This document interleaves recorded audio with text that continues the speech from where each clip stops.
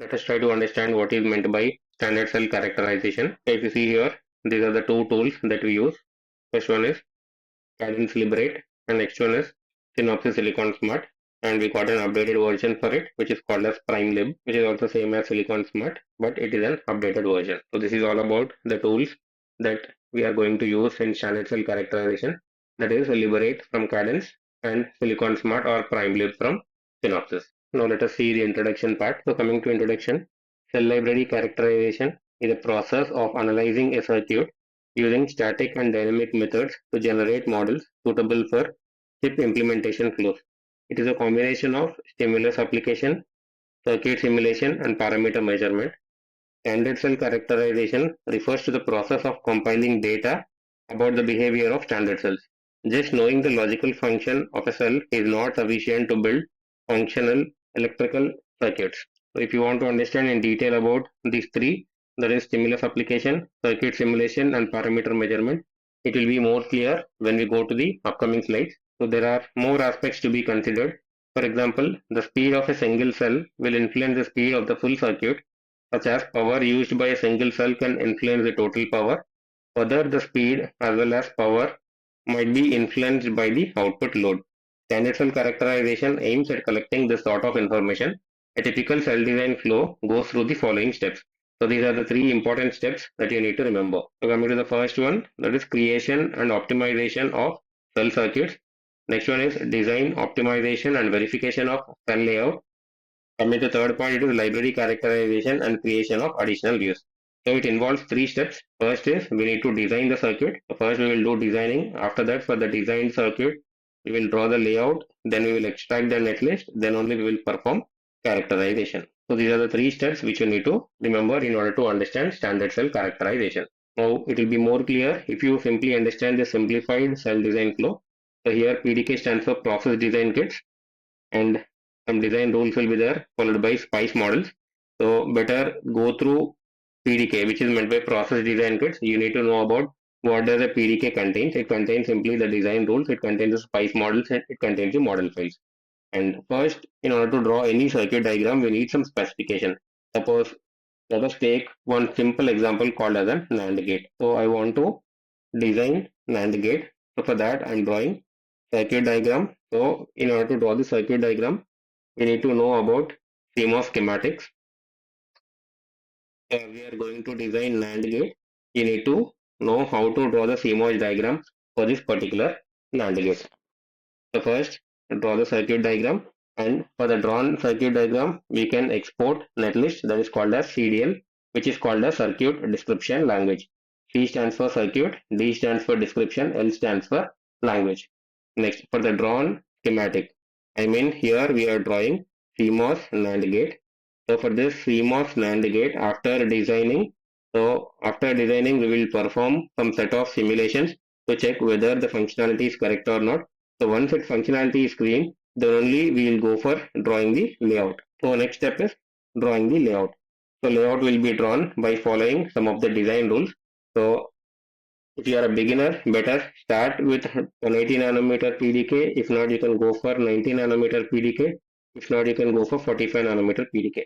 So in basic colleges and all, these PDKs will be available. So better if you want to understand what is meant by a layout and how to understand all these design rules, then you have to draw this particular schematics and layouts by using existing PDKs. So once if you are done with drawing the circuit diagram and done with the layout, so layout is something which is drawn from the circuit diagram. That is, let me write it clearly. So we are going for CMOS NAND gate. So draw the circuit diagram, I mean schematic, and after drawing, perform some set of simulations and check the functionality, whether the functionality is right or wrong. So what is meant by functionality means simply it should satisfy the truth table of an NAND gate. So once this is clean, then go for drawing the layout. So I told you the basic PDK that will be available are 180 nanometer, 90 nanometer, and 45 nanometer. These are the basic PDKs which will be available in every college lab. So first you try to understand these design rules and try to draw the layout. So once after drawing the layout, you have to make sure like this particular layout should be DRC clean and LVS clean. So DRC is something which is design rules check, and LVS is something which is layout versus schematic. So this is design rule check, this is layout versus schematic. And here CDL is something which is circuit description language. So once after drawing the layout also, we need to export. We have to extract the netlist. So what is the difference between the netlist that we have extracted from the schematic and from the layout is, here this layout contains parasitic information. It contains parasitic information, whereas the CDL does not contain parasitic information. What is meant by parasitic? So parasitics are something which is resistance as well as capacitance. So this information will be missing in CDL, whereas that information will be present in this extracted netlist. So what is the use of this RC? So generally, if you go in deep, you will be understanding you need to know what is meant by cell delay and what is meant by net delay. So this net delay is something which can be calculated by using this resistance and capacitance. So once after circuit diagram, you'll get CDL, next layout, followed by extracted netlist. It can be in different format like SPICE, DSPF, and so on. Different formats will be there, and we'll get an GDS file. So once this information is ready, by using this extracted netlist, we'll be performing characterization. As I already told you, there will be two tools that will be available to perform characterization. One is called as Liberate. This is from Cadence, and another one is Synopsys SiliconSmart. If not, you can go for the updated version, which is called as PrimeLib. Currently in industry, they are using PrimeLib. So once after doing characterization, we get information like these are the following information that we get out of the characterization. So what is the output means? We get it in the form of dot libs. Okay, so it contains timing information followed by power and noise information. So left is something that we get from the layout, and you can also generate Verilog files from the characterization.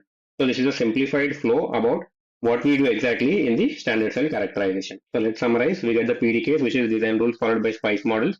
After that, based on the specification, we'll be drawing the circuit diagram, and we get CDL, which is circuit description language. So after schematic is clean, then we go for layout. So here in layout, DRC and LVS check should be clean. So we get output as GDS file followed by an extracted netlist. I told you what is the difference between extracted netlist followed by the normal netlist that we are getting from the schematic. Here this layout contains information like parasitic information will be present, that is RNC information, whereas here it won't be present. Now this extracted netlist information will be used in order to perform characterization. So for characterization, I told you there will be two tools, that is one from Liberate and another one is from SiliconSmart. So these are the two tools which you need to remember. So by using these tools, we get output as .lib. So .lib contains timing, power, and noise information. So left is something which we get from the backend, that is from the layout, and Verilog file is something which we generate out of characterization. So this is a basic simplified cell design flow of standard cell characterization. So to make it more clear, I'm using this particular graphical representation. So it contains the complete flow. So it contains basic like inputs like process design kit followed by specification, next CDL, after that layout, then .lib, which we get out of characterization. So this is just high level representation of what is happening exactly in standard cell characterization. Just go through this slide.